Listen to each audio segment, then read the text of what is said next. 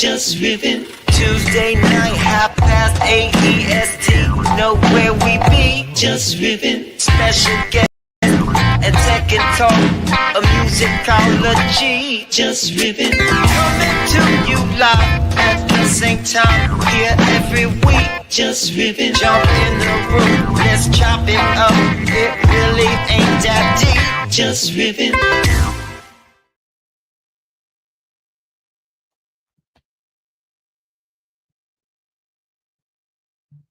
I don't hear you. I don't hear you. Oh my God, another amateur hour here. Everybody. I turned my mic down. Of course, I did at the beginning of the show, and then I forgot to turn it back up. This is Jus Riffin. We do it every Tuesday night, 8:30 p.m. Eastern Standard Time, powered by Rug Radio. I'm one of your hosts, Hefner. Cookie Rabinowitz is in the building with us as well. Cookie, how you feeling today? What's good? How was your week, man? I feel good, Hef. You know, I had that show that I was really rehearsing a lot for, and it was a lot of fun, you know, for sure. How tell us about it. This was a tribute to Quincy Jones, one of the great conductors, arrangers, you name it, just musician all around. Just guy was amazing. So many things, plethora of music he's created. Tell us about the show and what was that like? What'd you play? Well, it was really wild, and I just want to go back and talk about Quincy for a second. You know, I was familiar with quite a few things he did, but didn't realize how much more he did than I was aware that he did. I mean, I knew he did Sanford and Son. I knew he did that. You know, in what's the guy Gold member? You know, the comedian, the movie, Austin Powers. Yeah, that's that Bossa Nova joint. Yeah, he did that. He did so much stuff, and I got to do a song of my girl joined me on stage. I mentioned before, she's an amazing singer. We did it was Chaka Khan and Ray Charles, Good to You, and we did Yamo Be There, and and when they chose the songs, I didn't choose them. Yeah. And when they gave me Yamo Be There, I was like, man, you know Yamo Be There, right? It's like, you know, it's Michael McDonald, you know. And I was like, what the hell am I gonna do with that? And I just flipped it, you know, in the vein, or I should say in, like, you know, the vibe. I did it. Well, it was pretty cool. Was it videotaped? Was this thing recorded?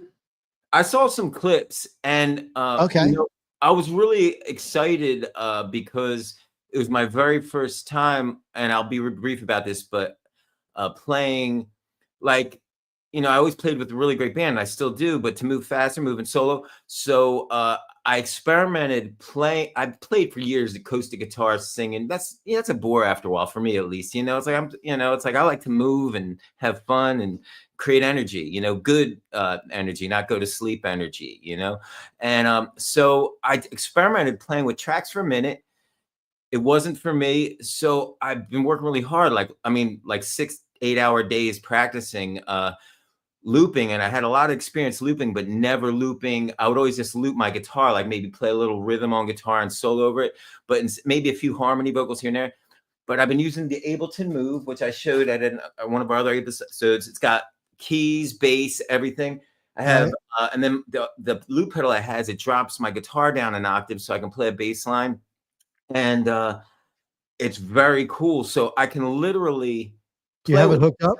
I can play with myself. You know? You do every day. Yeah, you know. So, but what's really cool about it is the looping's done live, so people can see me playing the drums live. It's not like I'm pushing a button, right? And the punchline isn't even that. And then I can build layers, and I am in control of the arrangement live. Like, I'm not a slave to a track. But then what's even cooler about it is, like, I'm not a great, you know, we had GodCloud on the show, terrific doing the finger banging thing. You know, I like finger banging a lot. You know, a lot of my friends do too. But anyway, you know, so with the finger drums, I didn't really I do it a lot in the studio to cut drum tracks for my stuff, but I never played out with it. And it's like, for me, it's like playing, like, you know, fly, or what do you call it? Like working without a net, you know, because even though my meter's good as a guitar player, it's a different dexterity doing that. And I've worked really, really hard, but it was exciting. For me, it was kind of like jumping out of a plane. I got that kind of high because I knew like I was Okay. Do you have your equipment hooked up right now? Do you have it all hooked up? it pretty much is. I mean, the only thing that's not is this Can thing. you play? Can you give us a sample of what you played? You have time to do that? Just Riffin. I think I could. All right. It takes a second to come on, but yeah, like I mean, I could just riff something too. But it's pretty cool, you know. No, I want you to play something that you played. By the way, I'm going to let everybody know we have an awesome guest tonight. RadTV is in the house with us tonight. So Mr. Tony, the CEO, is going to be here chilling with us, and it's going to be great, man. I'm excited for that. It's awesome stuff. I always like, this is a tech company that's been around for a while, and I want to get into it. I want to find out, all the goods and the bads, and what the future holds for what's what. A lot of AI stuff is popping off, dude. I've been getting more and more into AI. Just FYI, AI like video and movie making kind of stuff. I'm not making anything yet because I don't want to just start making stuff. I'm actually just doing my research and just checking things out. I've seen some really cool stuff, and I don't like to just ask people, hey, what are you using? What are you using? Especially it's people I don't know. So I just start doing my research and, finding different AI software platforms that allow video and cool stuff. So, but I like it, but a lot of the AI stuff, as you know, has restrictions, right?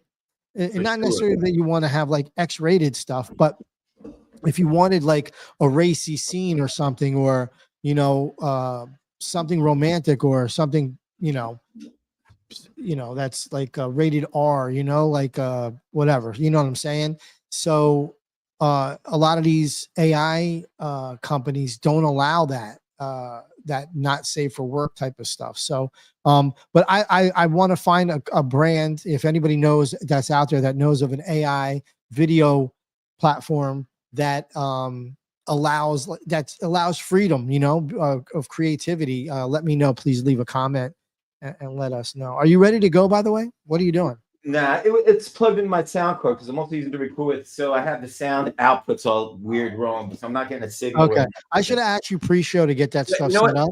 Remind me next. I thought maybe you could do it on the fly. Yeah, remind. I can do it on the fly, but I'm just set up for recording right now because I'm cutting my record. But remind me next week because I would love to actually show the process. It's a lot of fun, man. That would be great. Yeah, I didn't set you up for that, so sorry about that. Yeah. Next time, guys, we'll get Cookie to play something on the guitar, and the Move, which is the Ableton Move, which is the machine he was talking about, that loops and plays all this stuff. I'm excited because I want to hear it. I actually want to see the video. I told you I want to check the video out. I want to, I want to feel like I was there, and I want to see what other bands and other musicians were playing. I do want to say something on that topic. First off, it was it was like a big hall, so there was a lot of people there. So the clips I saw, I mean, they were cool, but it sounds like that big hall sound. It's not like a pristine sound, but it sounds good enough. Like, I mean, it sounds cool. But speaking on the other bands there, like, they blew my mind. There was this band there called York Street Hustle, they were called. And they were big. Like, they had like, I don't know how many people on stage. But when I tell you, like, each person, like, they had like a guy playing flute, guy playing horn, drummer, percussion player, 3 singers, just singers. That's all they did. They had a lead singer. The guy was amazing. And these 2 female vocals, they were both amazing as well. And the guitar player was so sharp. He had that like really good, clean, like funk rhythm sound. And they were amazing. They were freaking amazing. And they blew my mind. I'm going to go see them again. I never heard of them before the show. And they probably never heard of me either, for what that's worth. But, but I'm definitely going to keep up with them because they fucking blew my mind. They were just such a good time. Were they like when you're describing them, it's a little vague. So I'm going to ask you some questions, were they like a cookie cutter style sound, or was it more like where they could just jam, like a jam band influence? These guys could definitely jam and do it all. Very rich and soulful. These guys could definitely jam, do it all. They were serious players. But that's what I like. But with that said, though, they were paying homage to Quincy Jones. Like, I took a different route because I wasn't a full band. So for me to try to do it like that, it would have been a disaster. So I created my kind of own solo universe to kind of produce it myself, and that's what worked for me. But they had all the moving pieces up there, so they chose by choice. They they were just meticulous, but not in a cheesy cover band way. They were like meticulous, and they were giving a nod to somebody who just passed away that Sure. contributed a lot to music, as we Yeah, know. rest in peace. Quincy Jones passed away at 91. Now, what was the crowd reaction to how you were playing? Because, you're, I guess it's traditional now, like, with playing with loopers and stuff, it's become kind of like, accepted, whereas before people were like, maybe it's not real, it's bullshit, but what were people's response to you playing in that setting with a looper, with Move, something that was where you could do everything yourself? Well, first off, I'm undeniably real. Like I could lip sync a That whole I know. show. I could lip sync a whole show like Milli Vanilli and not even be there. I could send a hologram there and I would still be real because Yeah. I'm unrealable. But Speaking anyway, of which, holograms, like seriously cool today on RadTV. I was doing some research and I found something on YouTube that was WWE hologram. It was two wrestlers. I think it was like AJ Styles and Shinsei Shinsei. I can't say his name right now. Nakamoto, maybe. He's an amazing Japanese wrestler, but they were on like a table or something and it was hologram. But yeah, just made me think because that's our guest today. So anyway, go ahead. very cool. But the people there were very receptive, and I would say the demographic there. I feel uneasy saying the word demographic, but the demographic there was probably the majority between like 35 and 50-year-olds because it was Quincy Jones. Yeah. But with that said, it made me feel really cool because this like kind of a couple cool like younger people after the show, they were like, yo, man, that was really fly the way you built everything up like that. And it made me feel good because, it's like I don't want to be irrelevant to the youth. I want to contribute to them, You're getting props, bro. Is that Gen Z? I don't know where the hell we're at now, but they're giving you props, bro. I appreciate that's mad respect. At least they recognize what you're doing. It was definitely a fun show, and if nothing else, I remember we had a Little Stranger on the show a while back, and the one dude Kevin said something that really stuck with me, and it was I think he was kind of pertaining to me too because we were talking about all this kind of stuff on that show, and he said, he basically said, I'm paraphrasing, but it doesn't matter like what you do, like what way you choose to perform, but you just got to stick with it and develop it. And this is the first time in a long time that I've been working on something new that's exciting, but I feel like, okay, this is me. I can go out and do it. And I want to add one other thing to that. I've been thinking about that because a lot of my favorite artists, back in the day, so to speak, you would have, great bands like The Police, AC/DC, whatever band you were into, Led Zeppelin, Earth, Wind and Fire. But these bands, it's like when they produced an album, they didn't have 70 different snare drum sounds. They didn't have 80 different guitar plugins. They each had their own sound and their own style, and it created a fingerprint for the band, and it gave them style. And this is what I was thinking about as I've been working on this, because I was like, in a way, it kind of narrows down my options to perform, but I was like, these options are still broad enough to do something and to make a statement and to say what I want to say with music. And beyond that, it keeps me out of optionitis and it creates more of a fingerprint. Like if it's everything is performed a certain way. And then, after I do like maybe a record this way, like maybe release 15 or 20 songs this way, maybe I'll mix it up a little different and do it a little different, Yeah, nothing wrong with that at all. I mean, it's really like Kevin was saying, you keep doing it, you end up molding your sound, you end up molding what it is that what you're doing and what works and what sounds good. It's like any good comedians doing the same thing. Yeah, and I could even contest to it too. Just simplistically here, I'll tell you, with our flyers, they started somewhere and then ended up getting a groove going, and now they're pretty consistent running through our flyers. There's no need to kind of recreate the wheel with that. That looks great. Now I started working on the background here, which you see, because before we would just put the flyer behind and it was so busy, I felt, and this looks a lot cleaner and it's more informative for our viewers. It does look really nice. I like the outline, by the way, on the logo. on the logo, I really like the outline on there. It makes it pop. It's cool. Yeah. Really So nice. this is what I'm going to do. So this was our flyer for our guest today, for Tony Mugavero. I hope I'm saying that right. And so these are the same colors for that flyer. So what I'll do is every week I will use the colors of our flyer for our backdrop. That way it's kind of branding with whatever we're doing, I guess, you know, keeping it fresh. Keeping it fresh. Keeping it For fresh. 98, 1998, keeping it fresh. Be live. 100%. For 95, keeping it alive. For 2025. Yeah. That's right. That's right. I got to get back into my rap game, bro. You know what I'm saying? Like, I feel like that there's that huge part of me that's missing, that life happens. You get so busy with shit. And, you sometimes, we as humans just forget to get back into really what makes you happy. And I really love music and I want to get back into it. That's why I got this thing here, because, gonna be loading that sucker up. You know what I'm saying? Gotta sit back, relax, if you know what I'm saying. Roll one up, chill, and start making some music. And I want to get back into writing as well. I miss that stuff. Yeah, man, do it, man. It's all cool, man. Just do your thing, I'm gonna do it. Then I'm gonna go on tour with Little Stranger and Cookie Rabinowitz. I'm gonna open up for them.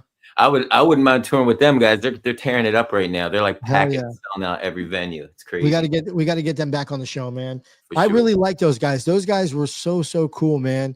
Such great people and amazing musicians and writers and just very creative. I mad respect. Mad respect. 100%. Give me 1 sec, because I forgot to do something. Hang on 1 second. That's totally my bad. Unbelievable that I forgot to do this. So, just bear with me 1 second, Cookie. Do you want me to do a juggling act or anything? Yes. No, I went to abstract because what I forgot to do, because it's so everything's so new for us with abstract and whatnot, and you have to automatically. I mean, it doesn't automatically start to stream. You have to go in there and you have to hit start stream, and it's just not. Haven't done it. I gotta add that to my repertoire, son. You know what I'm saying? Cuz? Sure, man. I want to bring up our guest. Let's do it. Let's bring up Tony Mugavero. Tony Mugavero is the CEO of RadTV. When I think of Rad, now I'm old school. I think of the movie Rad, which was the BMX movie, which was such a great movie. It was Rad, and awesome that they're using the name Rad, for their brand. So I'm interested in having this convo with him. It's a pleasure to have him here with us tonight. Jus Riffin. Let's give a warm welcome to Tony Mugavero from Hello. From RadTV. What's up, Tony? How you doing today? What's up? How's it going? Sorry for that long-winded intro. Yes, a pleasure. Yeah, no, that's solid. Hell yeah. Yeah, I mean, I grew up in the Rad era, the original Rad era. So, yeah, we're not faking the name. It's we lived it, and then it's coming back. It's back. That's what's up, man. I wish they did a Rad too. All right, so let me ask you a question. Wait, so is Rad? Did you name it because of similarities to the movie, or because of that nostalgia, or what's the purpose behind Rad? Yeah, I mean, we originally built the company as a VR streaming company. So, always been tech forward in terms of the streaming, but the company at the time, we called the app Little Star Media, because it was like, the tagline was "The world revolves around you," and it was like this whole thing about you're the star in this movie that you're inside. And when we looked at a rebrand and started thinking about that, we looked at anchoring it to stars and what is radiance, and then and then we were like Rad, and then we started looking for domains, and we found rad.live, which what was the purpose of the name change? Why? I mean, we were shifting away from VR exclusively. The whole industry had kind of shifted, 2018, 2019. It was really VR just fell off a cliff. Google shut down Daydream, Samsung shut their stuff down. Everybody pulled back. All the studios that we were working with all pulled back. So we were essentially just reacting to that. And we got into traditional content, just like regular streaming video, and started working with companies like Complex Magazine and Whistle Sports, and so more publishers, more short form video, and more traditional content. But the name Little Star, didn't really translate because everybody wants to be big stars. So 100%. Yeah. I mean, RadTV got no offense here, man, but RadTV is a much, much better name than Little Star. But you got to start somewhere. So that's awesome that you guys did it. And then that you actually stayed in the game of streaming. You stayed to try and figure out what to do, because you're right. VR was a fad. It was one of those things. I just believe that, me personally, it just wasn't scalable. It just still isn't scalable. I just don't see people really getting into it. I see kids at Christmas getting it. It's a fun gadget. And then, next year's tech is something else, and it moves on. I just don't see it being scalable. Like, I don't see anybody's grandpa using VR, but I could be wrong, No. I mean, that's where we're at, right, Tony? So yeah, you're right. You're right. Yeah. I mean, it's like a lot of where it will really go, immersive content will really end up in Ray-Bans, augmented reality, wrapping the real world while you're kind of in it, and putting a full immersive thing on your head is heavy. It cuts off all of your senses basically. And it's just a challenge. People like falling into TVs, playing video games and like, breaking shit. Yeah. Exactly. Yeah. No, and it's I saw a thing today that said Meta has spent about $60 billion trying to make their immersive labs, immersive reality stuff work, and it's still struggling. It's like they're $60 billion thrown at this when thing. do you call it quits when it's not working? Like, I mean, 1 billion in, I'd say, maybe 100 million in, you see it's not working, fail fast. They're like fail slow, I guess, Yeah. I think it underpins what they're doing with Ray-Ban, and that's really where this ends up. It's taking that big bulky thing and minimizing it as much as you can into just a light wearable, but that tech is just still years away. So we'll see. I mean, we were believers in it, and we've always tried to take this innovation approach to content, because the only way you can carve out a place for yourself in the content business is like, you either are paying for high-end exclusives like Game of Thrones or whatever, or you're like innovating on the content format or distribution, the means of distribution. And so like Netflix inventing SVOD, or Snapchat inventing disappearing photos, right? And Web3 had its moment. I've been in crypto since 2012, so it's had lots of moments for me.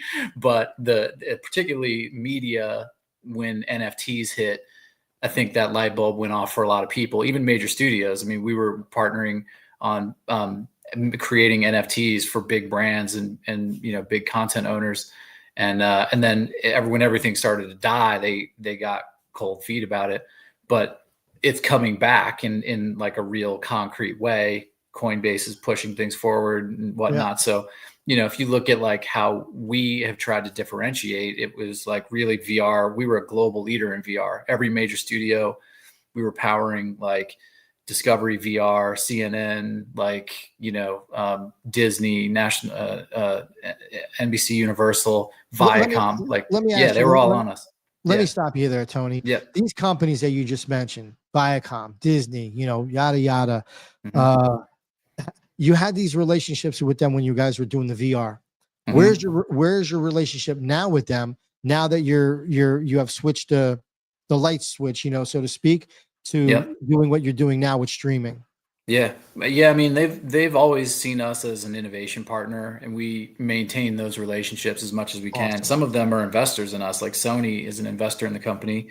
Disney is an investor. Yeah. They believe in your vision, which is super duper important. And again, relationships, right? We had Michael Lee, the co-creator and CEO of Abstract Chain, on our show last week, and he went from the beginning of his thing, it's all relationships. Like every story that he had was one relationship to the next. I believe that's built is you have good relationships. Totally.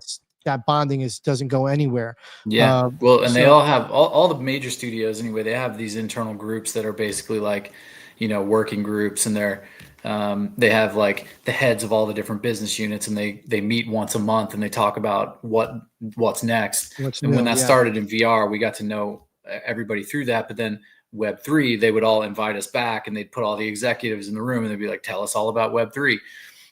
And now that same thing's happening with AI video. And so we're able to maintain those relationships through innovation and continue to do like, groundbreaking, innovative stuff. And because they move so slow that they need partners like us to play around. Sure. Absolutely. You guys, oh, go ahead. I didn't mean to cut. Yeah. Go ahead. Okay. No, but it's funny because when I was scouring through your site, Tony, I did see a heavy leaning into AI. And then as well as you just put out a trailer video explaining your accomplishments over the years and what you guys have done and been involved with. Pretty impressive stuff. But even that was AI generated as well. I could tell. And you guys were, I think, purposefully doing it. Totally. But I want to rewind back where you were talking about Netflix and content and the value of it. And you'd have to buy, you have to license these movies that are made. It seems that your strategy is maybe relying heavy on the AI content. And is that something, is that a fact? And is that something that's going to be in-house? The reason why I mentioned this is it kind of reminds me of Spotify, like using some AI generated music on their playlists. And not saying that you guys are doing this, but to undermine like maybe the creations from humans, and maybe they get content on the cheap. So meanwhile, like now there's nothing wrong with that. If you're building a platform to create AI generated content and it's cool. But I'm just wondering, is this the main focus, or is it a more diverse type of media scape you guys are building? Yeah. Now, what we're seeing just in the industry is that AI is enabling micro studios. It's, the 1, 2, 3 person team is able to create what looks like a Hollywood level production. And that's really where we're going. Yeah. And so that is who we're trying to enable. We're not going to get in the business of like the platform creating its own original content and then cutting out all the creators.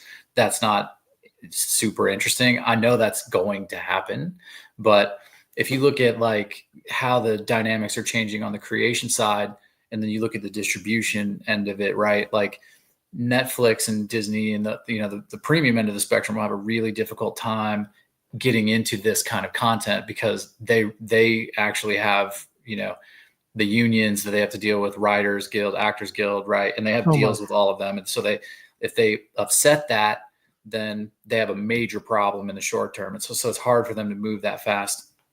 And on the flip end, like on the social end of the spectrum, like, Tasha Caulfield is making, Bruce Lee documentary that's like 10 minutes long. It's really good. It's got great music, great voice acting, great animation, right? And like, that doesn't really work on like Instagram or TikTok, right? Might work on YouTube, but really what these creators are finding is that like TikTok could, or YouTube could like demonetize them at any point if they think that like they're stepping on the copyright bounds or the boundaries, right? And they've already done that, especially with people doing like movie trailer edits and things like that. And so we take the approach of like open arms, get creative. If there's some not safe for work stuff slips through, who cares? Like I heard you talking about that earlier. Yeah, right. That's awesome. And so like from a distribution perspective, we try to stay focused on distribution, not content creation.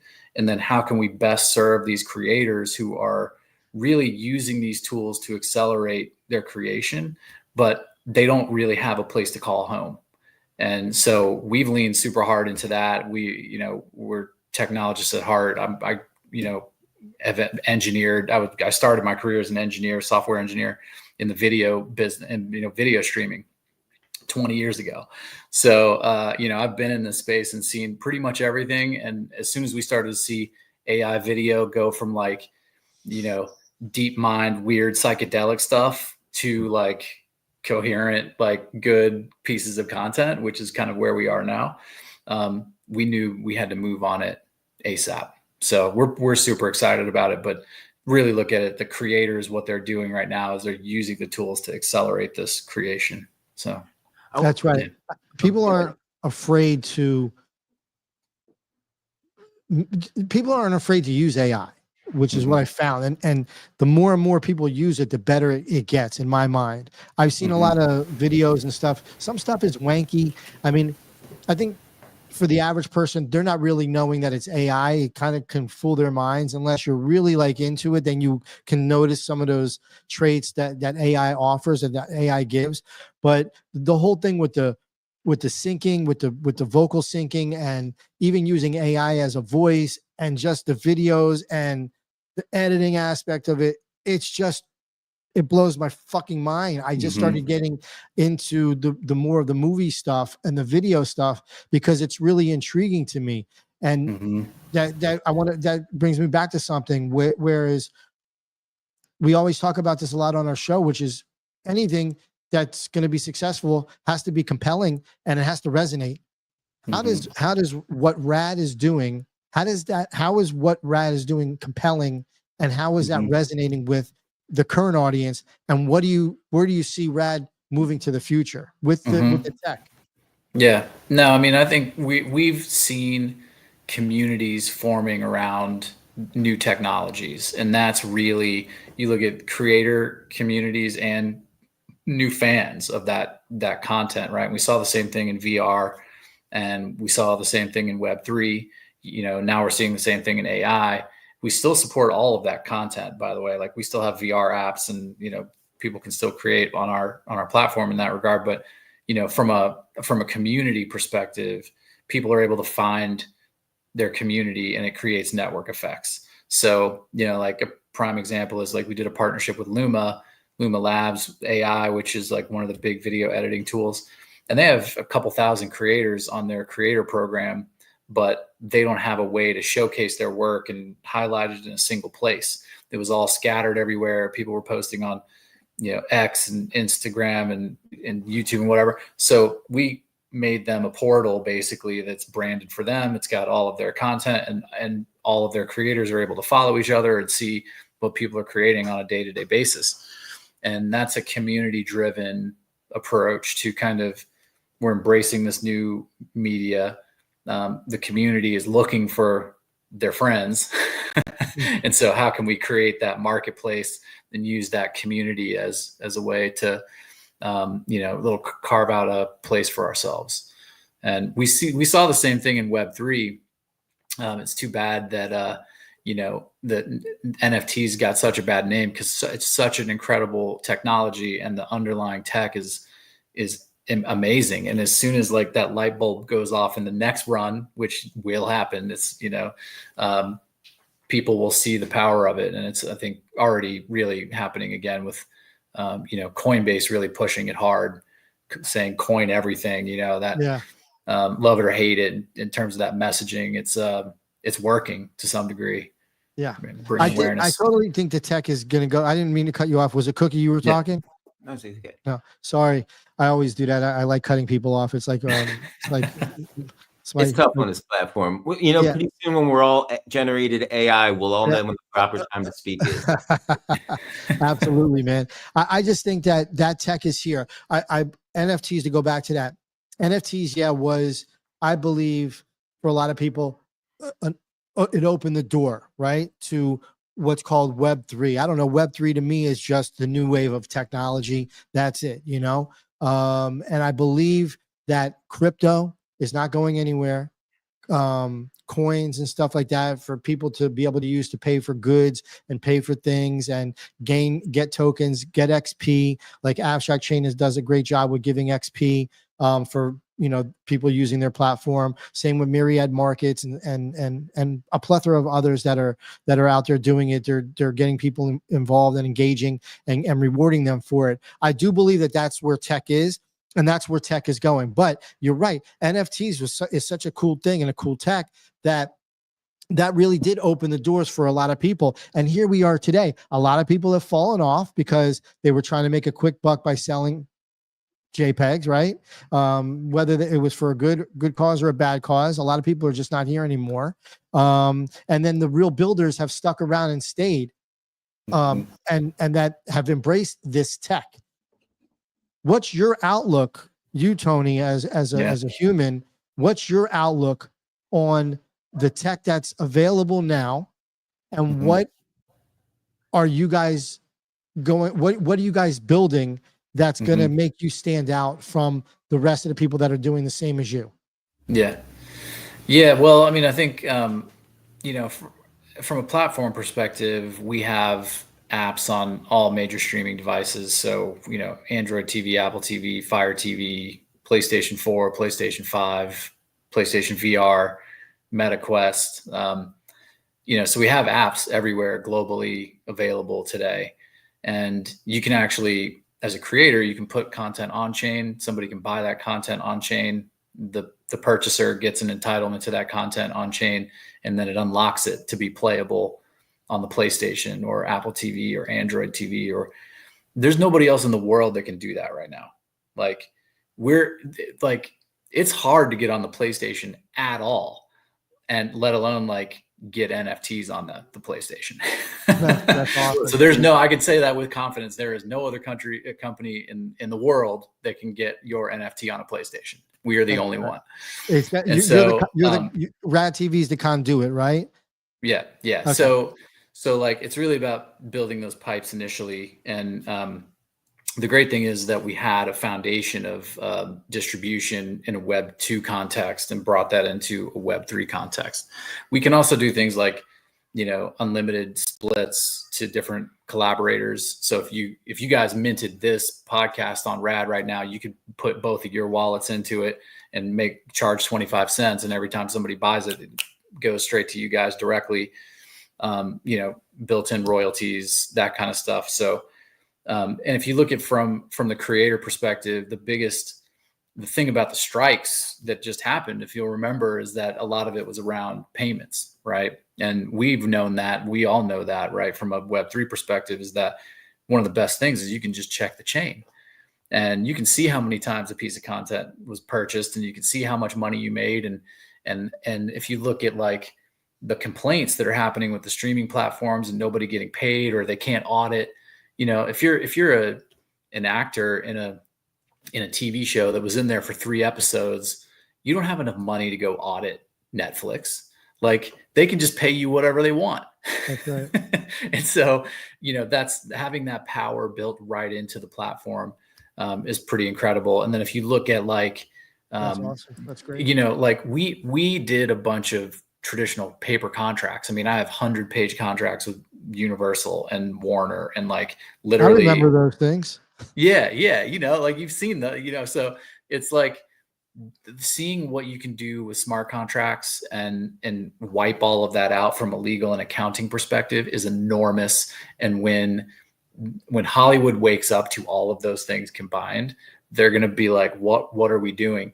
The biggest battle really is that the people who would make those decisions in the house, inside the house, would inside the studios, would lose their jobs.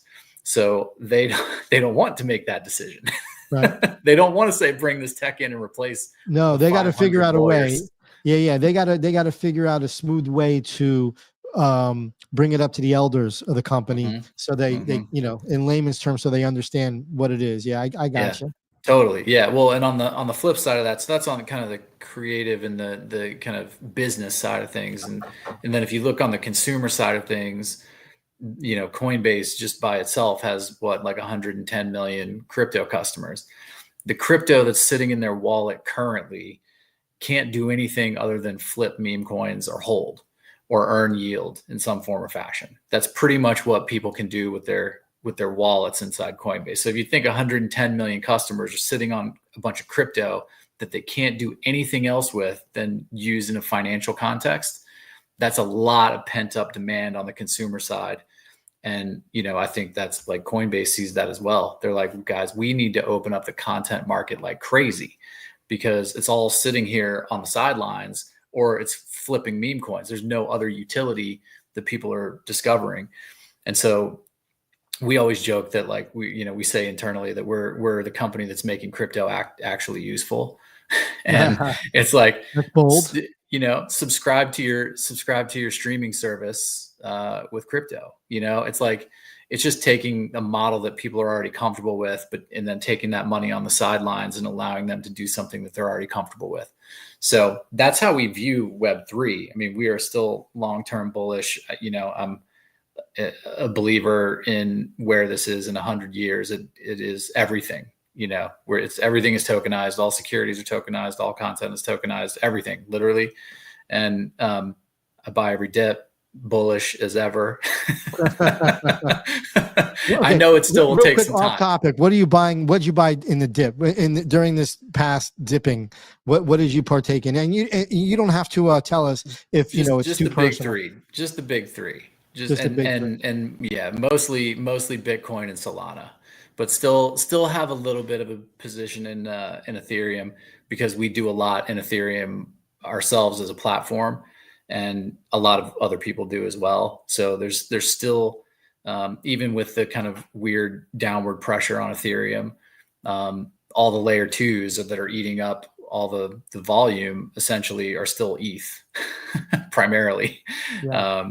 So, you know, those are probably the ones. I mean, I played around with a bunch of meme coins, especially, you know, the pump fund stuff, and just to like gamble, you know, but it's all just fun and games. The generational wealth is going to be built in where I think is the big three. There's a couple new ones, like Sui is coming up a little bit, and like, you know, Telegram.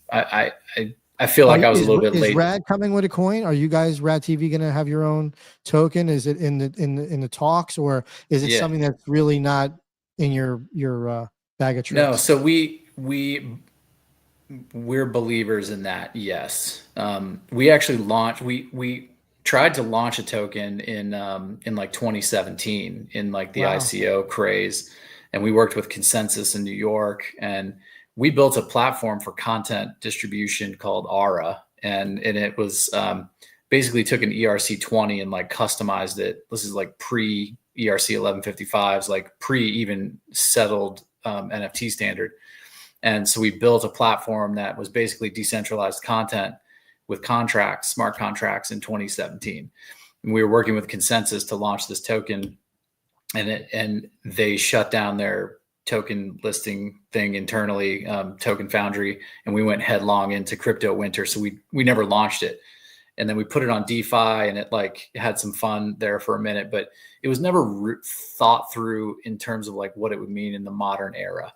So we have been thinking about, and we still like, if you hold Aura tokens, you can actually unlock a subscription to Rad. So we still actually support that.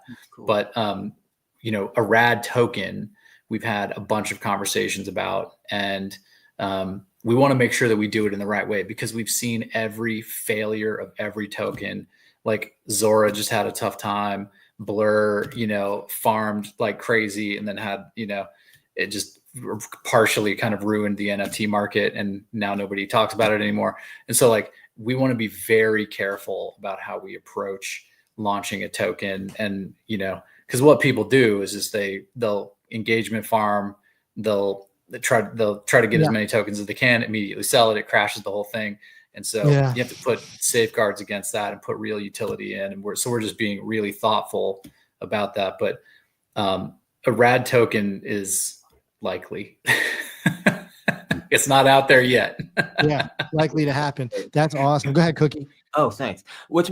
I was looking through your platform. I read the white paper and everything. I just want to double down on, you have been at this a while, and the tech behind the platform seems like it covers everything. Like everything I thought of like you could do with blockchain technology, your platform really does exploit the mechanics of it. I don't know if that's the right word, but it utilizes it. That's what I'm trying to say. And I'm curious, when I went to the site, first thing I did was I set up a profile, because I was like, I want to fuck with this shit. This shit is real, you know? Awesome. And then when I saw the site, that the platform itself was so beautiful, and all the content on it is, most of it is AI. So it's beautiful in the sense that it's perfect. You know, there's beautiful things that are ugly too, but this is beautiful in that, you know, shiny kind of way. Totally. I guess I have a mixture of questions. I noticed that first off, the NFTs are really cool. I think it's so cool that these people now can potentially buy this NFT that you guys have and they have unlimited, they have their membership subscription for free. So if this thing does take off in 2 years and people are paying whatever, $20 a month, these people will be there early and they just have it for life. I love Forever. shit. That's really cool. I'm going to buy one of those things too, just The because Stream Pass, NFT, yeah. But I noticed that the wallets, like the creators' wallets, I have so many questions for you, but I'm going to try not to be a hot. Yeah. No, I love it. Take your time, kid. Take your time. But the wallets, like that from the creator's side, is it? And I might be wrong about this, but it just goes to show how early you are in the game and how late I am in the game. You know, you talk. It's a Bitcoin Cash. Is that what the like? Yeah. Explain to us. What that I just don't know. I should know, but I don't. You know. No, we did a partnership a while back with BSV. You know, kind of prior to a lot of the drama that surrounded BSV, and ultimately, like the thinking was that like we need cheap fees. Like we started talking to them like when you were trying to mint an NFT on Ethereum, it cost you like $150 in gas because like there was gas wars going on. And so we were like, and Base didn't even exist.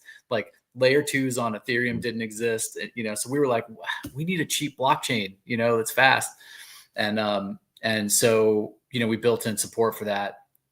But, you know, the community is everything, right? And so we, you know, Base launched, as soon as Base launched, you know, Coinbase, we were talking to Coinbase directly and they were like, yeah, if you guys launch, we'll promote you guys and whatnot. So we built on Base, and Solana's coming. You know, obviously Solana's cheap and fast as well. So we look at it as like we're building out cross-chain capabilities, and we built everything on ETH originally. So we still have ETH support, and we now have Base support as well. And Solana support is coming as well. So, you know, we look at it as like, if we are going to be an aggregator of content, we ultimately have to support where the communities are.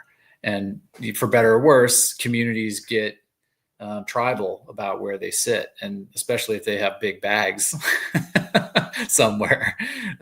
So the other thing about Solana that we like, obviously, is that it's layer 1.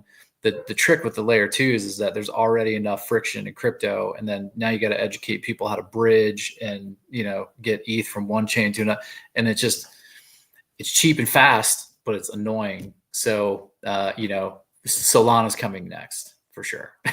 Very cool. And just one other thing on that. If you could just like in a 30-second, like, or even 15-second, and this is for me more than anybody listening, because I just like you're a creator coming to the platform, like break down like the use case. Like let's say a musician, because we're a music show, a musician comes to you and they want to utilize all this tech you built.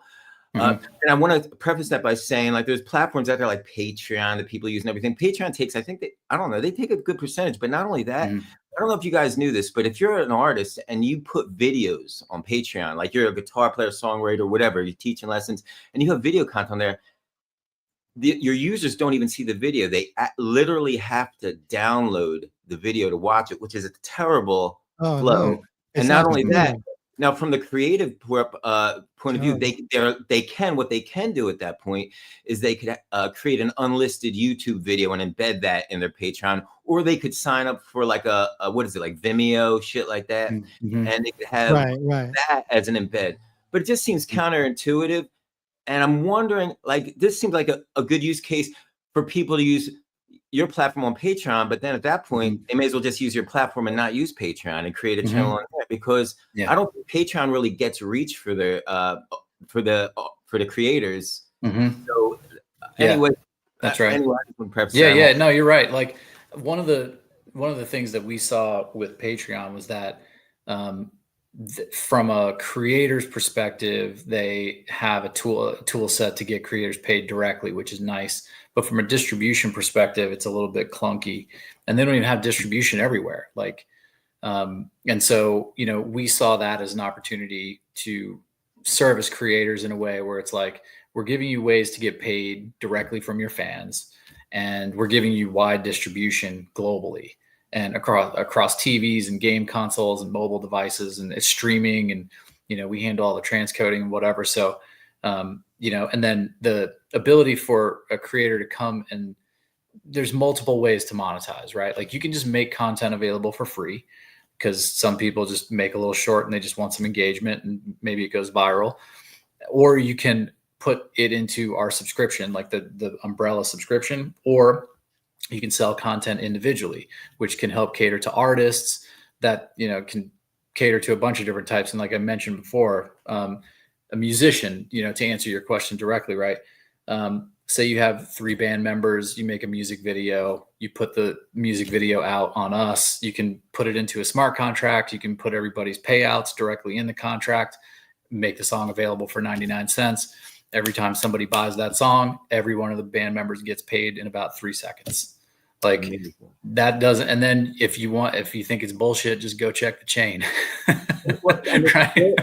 The split is created right through your platform for the artists, like through the contract that you guys have there. Mm-hmm. Yeah. And so cool. Yeah. So yeah. you're able to create the mint. I didn't mean to cut you off there, but you're able to create the mint of that music on your platform directly. Mm-hmm. Yeah. Yeah. And each creator, the way we structured it is, initially we had like a super contract that was basically like everything minted into the Rad contract. And then we re-architected it basically so like creators can create their own collection contracts. And so every one that you create, every collection that you create, you own. So if you created an album and it had 10 songs in it, and that was all under a single collection contract, that would be its own contract that sits out on the blockchain, and essentially you are the owner of it. So easy to track all the payments, and each piece of content you upload, say you had 10 different songs, each one of the songs could have its own splits, different writers, different performers, different whatever, agents, like That's you great. you can put all of them in there. The other interesting thing that we added was the ability, so you can add to your channel overall, you can add like a wallet that's attached to the whole channel. And so if you just add things in and then you check the box when you're adding content in, you can check the box to say, include this in the Rad subscription. And if you haven't specified splits for everybody in all of your content, it'll just pay you out to your wallet that you've specified to the channel. So can you edit that later, like down the road, or like, okay, let me back that question up for a second.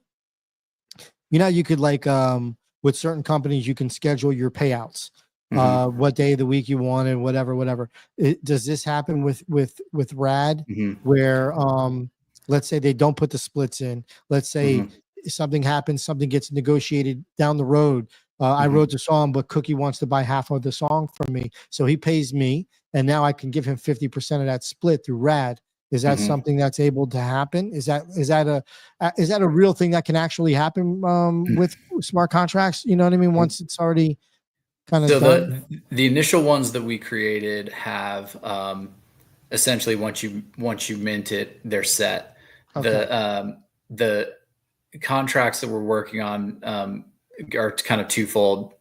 We're trying to make everything as upgradable as possible so that down the road you can edit as many things as you could possibly edit, changing royalty splits, changing prices. You can already change the price. We included that wasn't available at launch, but so you can change the price, eventually be changing wallets, and then ultimately, like, we don't have a schedule in terms of the payout. The subscription payments that went live, since we get paid from a subscription perspective in both dollars and stream passes, the dollar amounts that we get paid on a monthly basis are basically going through on a monthly basis. So any payouts that happen, we track the minutes watched of the content that was consumed. So if a consumer came in and they watched 10% of the time they across the whole platform was spent watching your content, then we take 70% of the subscription dollars and then 10% of that 70%, and that's where the payouts go. And we can do that on basically a monthly basis, but we have to close things out. And so it's what we're working towards, honestly, is like daily reconciliation, because we can do it all on chain. But that's hard because, like, sometimes the payment providers, when they take dollars in, like we use Braintree, which can handle Stripe and PayPal. So anything that comes through that, PayPal they might hold those funds for like a week. Right. So we can't even like get to them until they reconcile out of PayPal, and then we can get them, and then we can distribute. Yeah. So it's like, Yeah. If everything was on chain, it'd be incredible, but we're not there yet. So it's a bunch of terrible financial machinery that we have to deal with. Understood. I'm interested in, last week we had Michael Lee from Abstract on the show, and he was talking to us about the exorbitant prices of streaming live content. Now, I know you guys handle some live streaming at Rad as well, don't you? Or is that something? And I'm wondering, what is, let's say me and Hef wanted a broad stream Jus Riffin on Rad. Is this something that's doable now, or is this something, and what would be the process if we wanted to do that? Yeah, so we can support live events. It's not as programmatic as like Twitch, where you spin up a stream, it gives you an endpoint, you publish to that endpoint, and it's off to the races. We typically have worked on a more individual basis where we're doing we did a bunch of shows, especially during COVID, where it was like Electric Daisy Carnival and like Lightning in a Bottle. We streamed like the Republican and Democratic national conventions. That's cool. We were getting everything, but it required essentially us opening up an endpoint because it is so expensive. And so if you're just running a single stream 24 hours a day and there's only like one viewer, for the month, it'll cost about $2,000 like per stream. Nice. I love it. If you go look at like any of these companies that are streaming like all the time, it's enormously expensive. And so they have to run endless amounts of ads. They have to, have a pretty serious economic model that's driving their ability to do that. And even Twitch is like struggling as a business, that live streaming is very expensive. We do have some, essentially like TV channels that are running live all the time. And the way those work is there are these companies that essentially they package these streams up, and then we ingest those streams already packaged up. So we don't run any of the transcoding or any of the distribution from our servers. We just pull in that stream. Yeah. So, that's kind of how that works, but it enables those streams to scale. If we set up the ingest, and like during COVID, when we were doing like Electric Daisy Carnival, we had 100,000 people coming and hitting the stream, like so incredible. Server bills through the roof, like just for even like a 4-hour, 5-hour set of like DJs. It's so crazy. You know what that reminds me of is the brick phone. When the Motorola came out with this 1980s Miami Vice, and it was like $1.75 or 75 cents a minute. It just reminds me of those days. Speaking of that, do you think ever that streaming will, there will be some sort of alleviation in the cost that's tagged along with streaming, or do you think they know that they don't have to do that by lowering the prices down? Do you think it will ever open up so it's fair? Yeah, I mean it's just expensive, from a compute and a bandwidth perspective. That's what I mean. Yeah, I mean it's like unlimited text and talk now, right? Unlimited text and talk with T-Mobile, Sprint, AT&T. Will there be unlimited stream and you know what I'm saying? Ever? Well, so the thing about a text, right, and the thing about voice is that the bandwidth required for those things is not constantly scaling up higher. Whereas we used to have 480p video on the internet, then it was 720p, and then it's 1080p, and now it's 4K, and now it's 8K. So video scales. A text message stays the same size since it was the first text message. And so that's the issue that the video has, is ultimately it just keeps getting bigger and bigger and bigger. The codecs, the underlying codecs to transcode that video are getting more efficient, but even the transcode process then is also more expensive. So if you want to use H.264 is pretty much the global standard for encoding. This video is almost 100% encoded in H.264. If you bump it up to H.265, all of a sudden it's 10 to 20 times the cost. It's way slower to transcode. You gain efficiency. The file sizes are half the size, but the cost to encode it goes way up and the time to encode it goes way up. So that's the issue. Eventually, like with video, we're going to be at like 32K streams, and Right. like it's just going to holograms, Yeah. like the So- holograms that you were talking about earlier, the WWE holograms, just to like get those volumetric video, because it was 106 2K cameras pointing inward on those guys.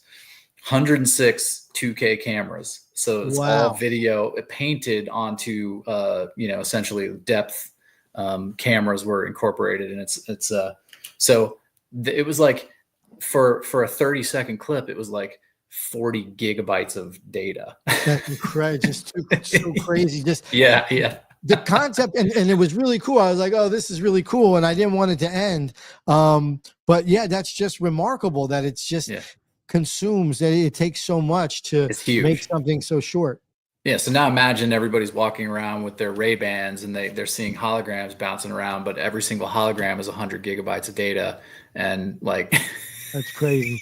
It's just, that's going to keep scaling. So I don't know, like we try to be very careful about the live stuff, and we can always do it, but we typically have to have like some kind of sponsorship involved, or, it has to be a big enough thing that will drive some meaningful traffic to us that, we'll lean into it.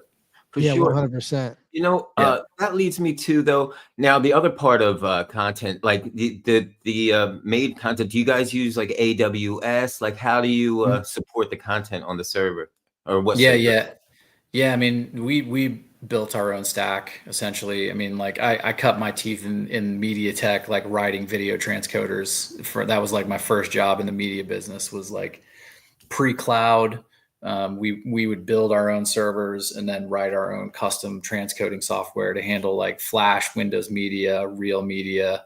And so it would transcode to a bunch of different versions, and we would take the servers, we would hand carry the servers to 111 8th Avenue in New York and put them in racks, and so, the whole game has changed in terms of like what you can do now. You can just click a button and like launch transcoding services. And that used to take us like months of development time and tweaking and editing, so yeah, we use the cloud pretty heavily, but we built it all. Like we don't use outside company. All of our apps we built, all of the tech in-house we built, like the base contracts and all that stuff we built. So, that's, I feel like from a company perspective, we're engineering heavy, and we lean into the tech, and we love building the tech. We do outsource some stuff. Like we don't run our own email services. We outsource that to,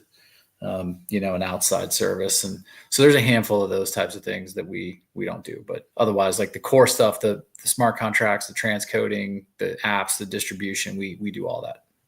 So cool. Yeah. That's excellent.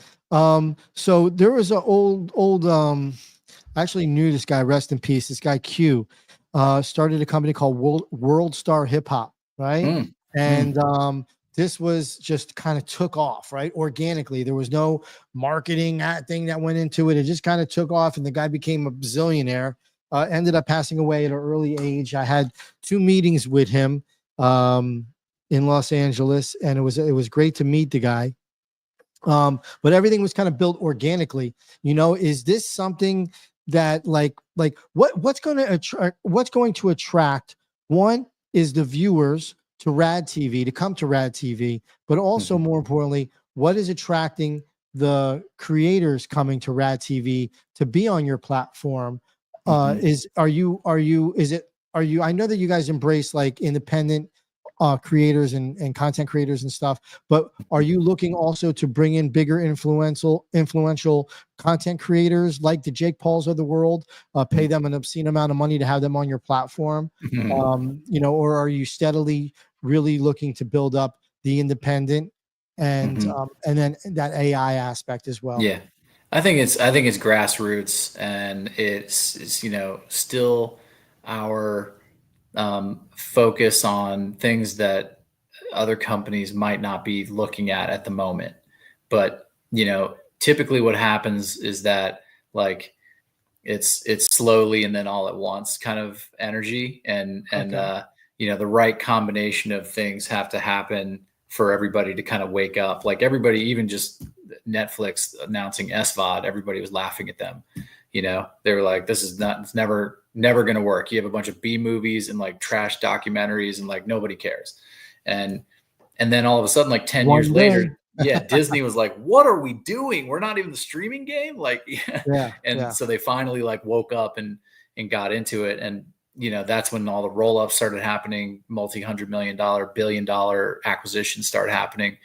And so what we're really trying to do is, you know, just follow our passion for these technologies, build the communities, and position ourselves with a different audience, a new audience, different technology that nobody else is building, and be onboarding new consumers into the space who, you know, they're seeing the value of this. And that's ultimately like, we either go public on that and, you know, continue to build a 100-year business, or somebody comes in and says, this is a new audience, this is new tech, these are new consumers, these are new creators, we need to get into this quickly. And, you know, if we have a good partnership and deal that came to us in that regard where we could go meaningfully be helpful in some organization, then we would do that too. But yeah, I mean, that's how do I find you?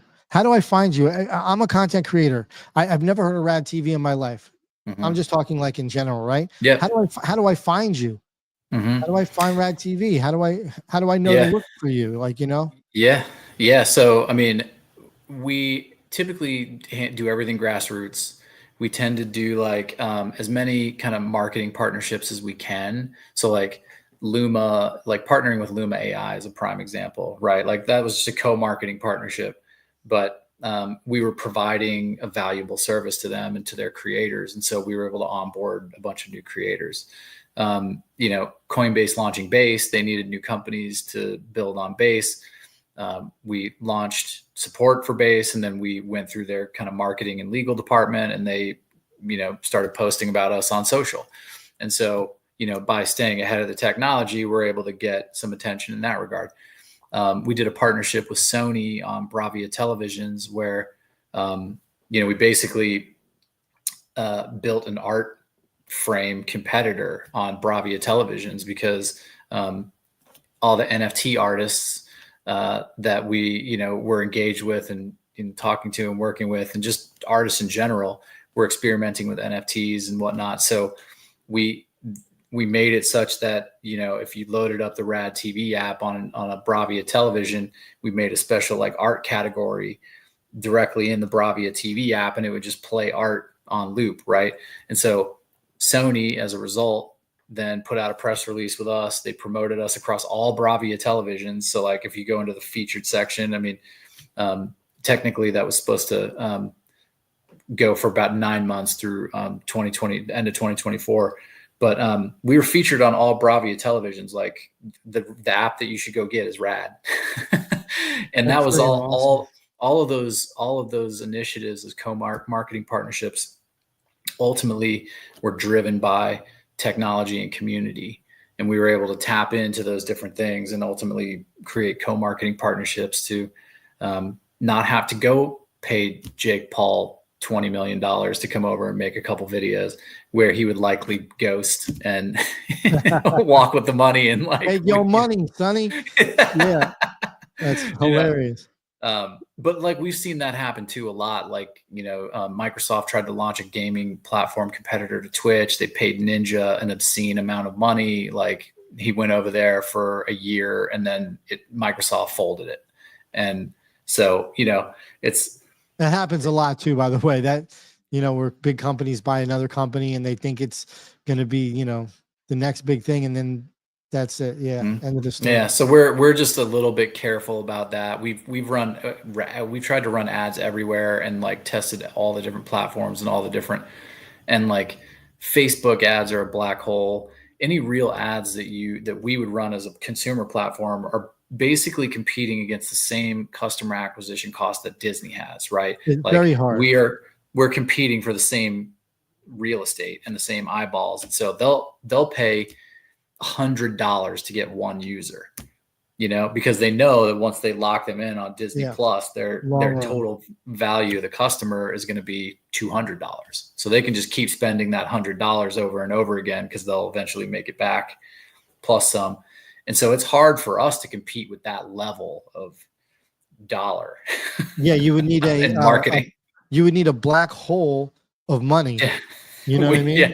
We just have to out hustle them and like make cooler tech and like, a lot of deals get done at 4:00 in the morning at the club, like True, Bob very Iger true. might not be out there doing that.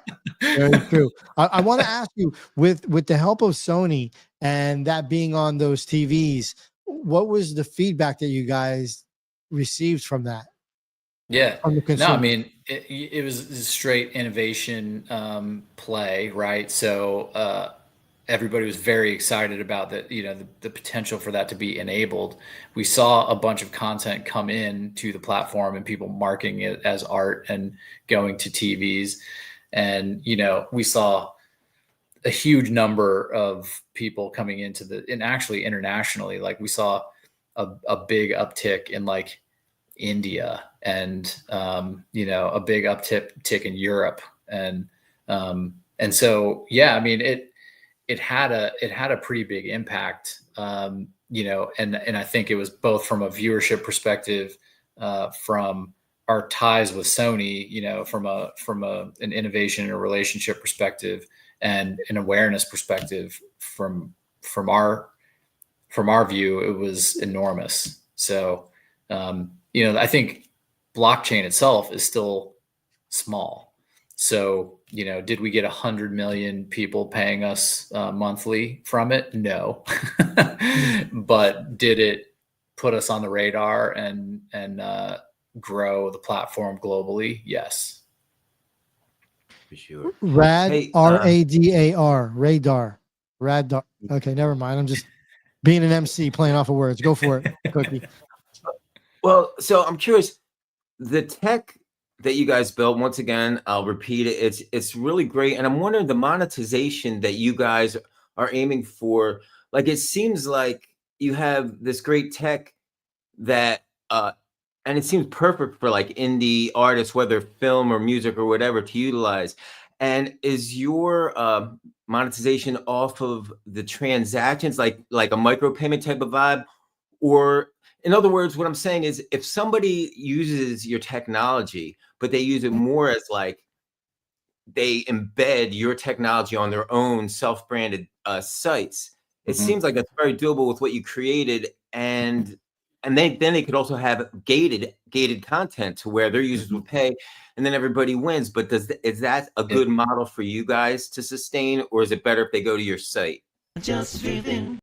Yeah, nice. Yeah, we just released API access, so anybody could ultimately build on top of the platform and start to incorporate content into any kind of other white label platform that they want.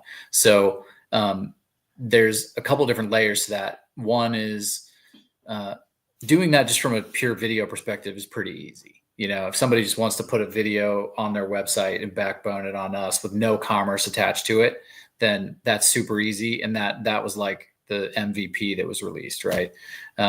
The version that's coming will have embeddable players that you can embed directly from Rad. You can just click embed and it'll embed it.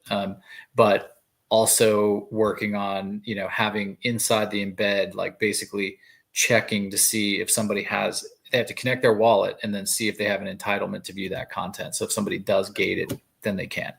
But that will allow basically anybody to create any branded portal that they want.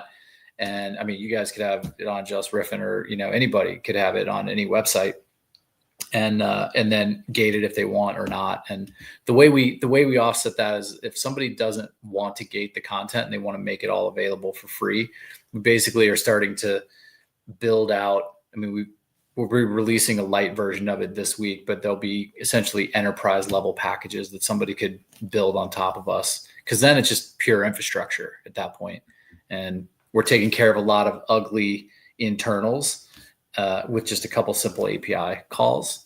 So that, we'll need to charge for that to even support it in some form or fashion. So that's rolling out over the next couple of weeks, the kind of phase 2 of the API. But the API as it stands right now is, you can put content in to your channel and you can pull content out of your channel. And we've trained an AI agent. So you can say, go to the AI agent and say, I need an app built, in JavaScript on my website that pulls from the RadTV API, and it'll like bang you out a website that has all the API calls and all that stuff. So cool. I love that. Yeah. I just think that's a real powerful way to use. We were talking about NFTs and the power of the blockchain. And I just think that's just a really big win for creators to create their own platforms and but use the technology that builders like you are doing, and everybody wins, Don't you think it's rad, Cookie? Don't you think it's rad? I think it's very rad. It's very rad indeed. That's what I'm saying, dog. Yeah, no, it's I think we have this approach. We did this in the VR era pretty heavily too, but we had to kind of shift everything into a new API. But if you look at what we did in the VR space, I mean, we powered like 250 different apps for companies like Sci-Fi, which was NBC Universal. Like we powered Sci-Fi VR, we powered CNN VR, Discovery VR, all of Hearst, the big publisher, like all of Hearst Television Group, USA Today, and every single one of their apps, like 150 apps that they had across all their publications. Our tech was built into it. And so and then we had our consumer facing applications. So you could go watch the Sci-Fi channel on our platform, but then if you went and got the Sci-Fi VR app in the App Store, it was published by NBC Universal. So they syndicated the content, but they had their own white label app. So they got to double dip basically. And that's how we're architecting this in this updated API. Nice. That's excellent. Yeah, best of both worlds. All right. So we are a music and tech show. And, so I want to know, first of all, what are you listening to? What's in your tape deck? Oh, yeah. What's in your tape deck? What's in your cassette deck, bro? Yeah. Oh man, I listen to a lot.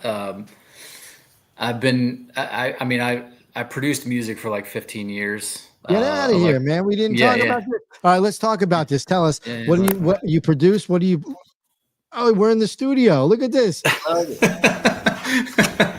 Where are you based out of, by the way?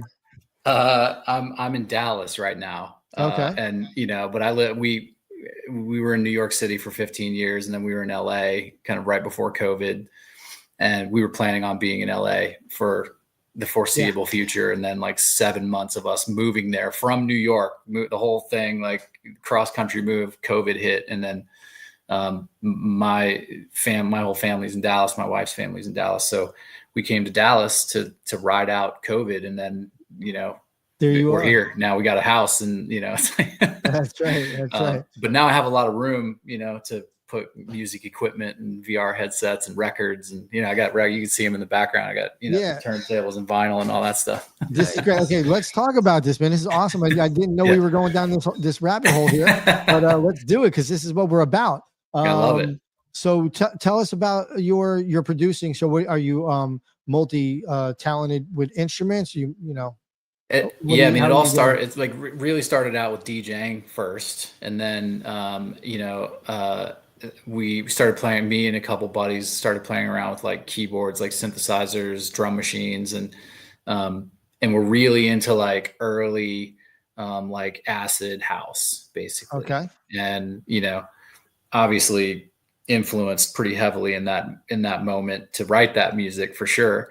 And listening to like a lot of Plastic Man, Richie Houghton, kind of like minimal, like, rolling 303, like big nasty acid, like bass lines. And that was kind of like, mid late 90s. And then, started playing around with our own stuff, and never classically trained, just like enjoyed banging on beats and and samples and that kind of stuff. So started to produce some music, started playing, and I still lived in Dallas at the time, so we would play shows in Dallas and with live music and or DJing. And then then we started like getting records picked up by, some labels and, like Renaissance in the UK and like Lobotomy Records in Florida Now, when you say picked up, this is you're talking about like for distribution or yeah. for manufacturing as well. Yeah. I mean, they basically like we did a record deal and they pressed all the records and put them out. Put it out. Yeah, What and was your that kind of experience? stuff. What was your experience like? Because we're musicians too, so we know from our side of things. But what was your experience like working with record labels as you were producing this music and as you were putting it out? Yeah, no, I mean, it was definitely a different game. I mean, I went to the Winter Music Conference every year in Miami, and like we would just bring demo tapes and sneak into every party we could and hand them to DJs, and you just start to play that game, and then things start to unlock, and you start to get on the scene a little bit, and deals start to happen, and then you get enough label contacts, and you can just send them records and stuff, and so. It started to kind of naturally evolve, and then Spotify launched, and we started getting into like digital distribution, and yeah, so it just kind of the trick with that is, and you guys know this. I mean, I love playing with music, and I still make beats and all that today, but to become a professional, if you really have to do it all the time, and it's pretty age related. And so if you're not like killing it by the time you're like 30, like, I don't know, it's all up there. Yeah, no. It's all There's still hope. There's still hope. I want to agree and disagree with you somewhat there, but and I won't get into my disagreements. I won't get into the agreements either. I know. No, believe me, like I disagree with me even saying that out loud. My journey of it was like, by the time I got to that point, I was like partying my face off. Like I also had a day job, like, and if you're not really making it in the music business, you're still like sleeping on people's couches when you go to different cities, and you're just barely making it. It's like you do that for a decade, it's exhausting. Now I just make music for fun, and I don't care. I don't have anybody to impress, and like I love it. Yeah. So what are you making? You got anything queued up that you can play 10 seconds, 15 seconds of? Oh gosh, I don't know if you can hear it. I love putting our guests on the spot. Hey, we're here. Everybody, thank you so much for tuning in. This is Jus Riffin. We do it every Tuesday night, 8:30 p.m. Eastern Standard Time, powered by Rug Radio, one of the best brands and companies in Web3 and just in the world right now. Myriad Markets, Destan. So yeah, we love those guys, and shout out and props to everybody there making things happen. And thank you, everybody that's been listening. People on Abstract, people that are on Twitter, X, I should say, and YouTube. We're everywhere, and maybe soon RadTV. Yeah.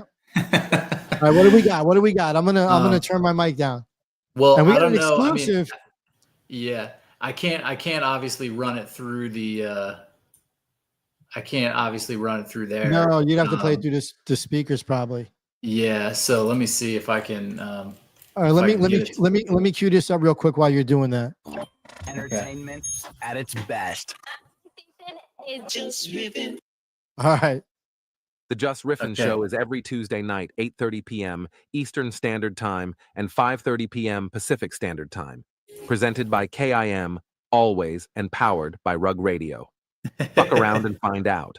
All right. I love it. All right. Well, I'm going to see. I can play it out loud, but I don't know if you guys are going to be able to hear it. So let's see. I can turn it up. Let's try it. Can you hear it? Okay.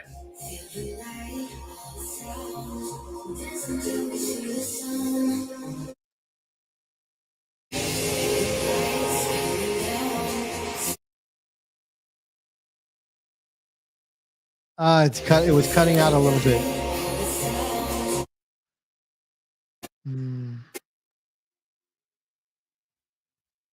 All right, so it's cutting out. It's probably the speakers. Turn it down. Yeah, no, it's cutting out. It's cutting out. Oh. Now we can hear it. Oh yeah, okay.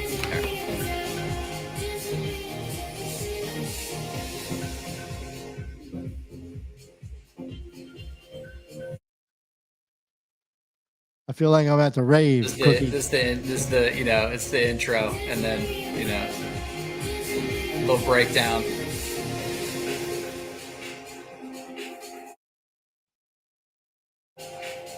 Very dope, Tony. How cool is that, Cookie? We have Tony on from RadTV, and here we are.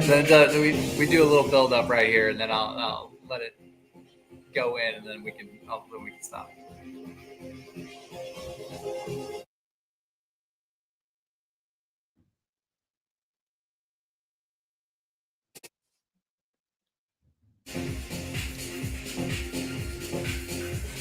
Yeah, a little progressive house, melodic. Yeah. Well, it sounds awesome, dude. Anyway, if you want to share it, send Cookie the MP3, and we'll play it on we'll play a snippet of it next week on the show, so we can let people actually hear it. Oh yeah, I know. It's kind of tough through here. I couldn't play it through the. It's hard because it's like the speakers and it's cutting out, But yeah, I could hear it though. I felt like I was at the rave, man. I swear. I felt like I was raving. It was cool. Yeah, I'm sorry. I'm curious. Did you use AI for the female vocal, or was it somebody that? No, I just went on Splice and like grabbed it. Like that's all. I mean, I made everything in there except the vocal samples, and basically like pretty heavy native instruments, kind of complete all the different plugins that are in there. I tend to like make the beats from scratch too. So like I'll just sit there and like layer drums and get the compression right and try to get the snares right and all that stuff. So I'll spend probably too much time on drums and that kind of stuff. And then when it comes to what's going on with the arpeggiators and stuff like that, it usually is like jump in and start playing around and just like vibe with it until something comes out. It's never like, right. I'm going to go make this song. It's very cool. Yeah, I was speaking mainly from the voice perspective, because I was thinking just because of like Rad and like the leaning into the AI stuff, I thought maybe you might have used maybe type some words into one of those generators that had the female voice, because it's amazing. Right before the show, I went and checked out, we all probably have already, but I checked out the latest iteration of Suno. Oh, yeah. It's getting weird now. It's really good. It's the stuff it makes is very generic as far as form and everything, but the tones and the sounds, it's not sounding like Mr. Roboto anymore on the vocals. The vocals sound pretty real. It's crazy. Mr. Roboto. Yeah, but wow. Yeah, no, totally. I mean, I went to Splice and just grabbed, some samples from there, but I agree. I've been playing around with Suno and just making dumb social commentary songs that would never get made, and so I made a song on Udio just recently that was about making fun of how the hard life in the suburbs. It's when you go to the grocery store and they're out of coffee filters or something, it fucking ruins your day. It's it's I'm not going to sit down and write that song and spend days producing it or whatever, but Udio banged it out.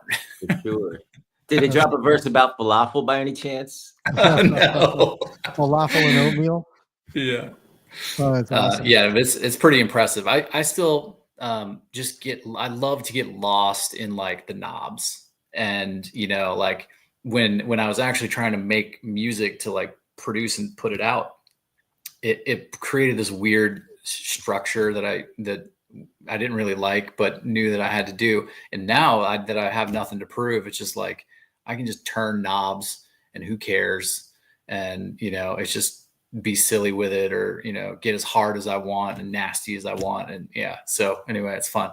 It's great when you don't have that feeling of being restricted, when you're able to just like you said, be free with it and just have a great time, man. So it's that time, it's 10 o'clock. It's when we kill our show. Yeah, killing it. But we killed it though today, Tony. This was great. Definitely appreciate you taking the time and hanging out with us. We got a chance to learn more about RadTV, which is great. Definitely going to keep checking for you guys. It's very tough, as just doing business in general, it's very, very hard. And again, I'll put it back to being compelling and resonating. And I believe whoever compels the most and resonates with everybody, that's usually who's going to win. So I want to wish you the best of luck. I like RadTV. I think you guys have been doing it for a while, and you're definitely building. So looking forward to the future of what you guys got coming.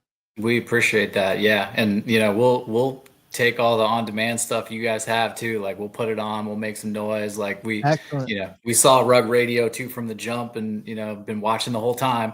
And of course, like what you guys are doing, love what you're doing. And so if we can keep making noise together, absolutely, let's do it. Yeah, we're all about that.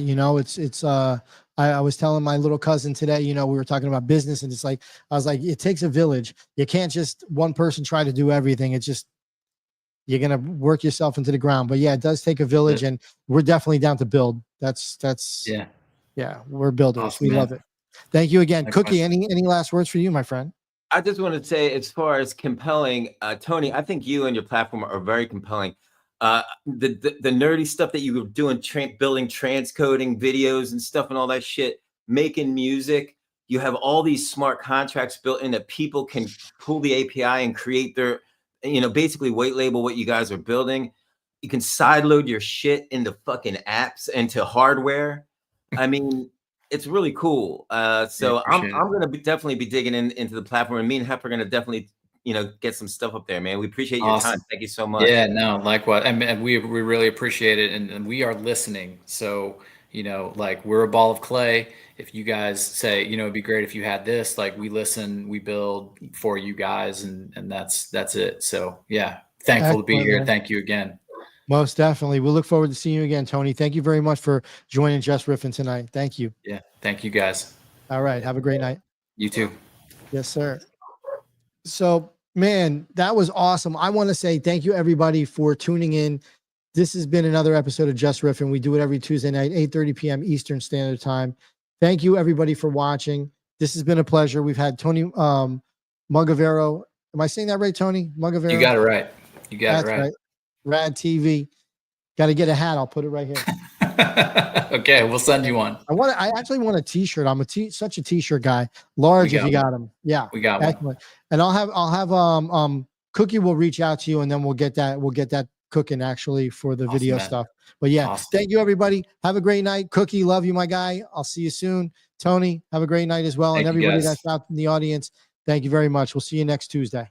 Thank you so much, everybody, for tuning in.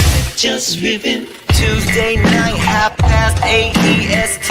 Know where we be. Jus Riffin, special guest and tech and talk, a musicology. Jus Riffin, coming to you live at the same time here every week. Jus Riffin, jump in the room, let's chop it up. It really ain't that deep. Jus Riffin.